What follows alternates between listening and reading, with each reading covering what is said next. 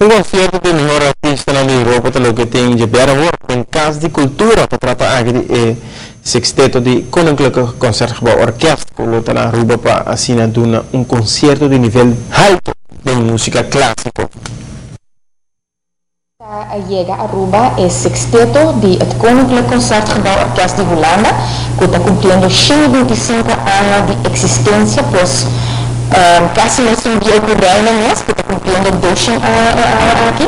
Entonces, hay ocasión especial aquí, iniciativa veio a convidar um parceiro de Aruba, para os Bernard Cultuurfonds, Ocean Way, a dominar na aqui, por sobre um custo custoso, pero algo especial, dice, algo especial, mas para trazer Aruba e brinda um concerto clássico de alta qualidade de sexteto aqui. A orquestra aqui consiste de 105 músicos, de qual nós temos presença de um sexteto que está finalizando na gira mundial aqui na Aruba.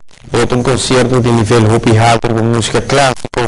O concerto é grátis para muitos também, porque vier a tarde 2 horas com um toque educativo, pero a noite o concerto mesmo é grande e com expectativa na alto.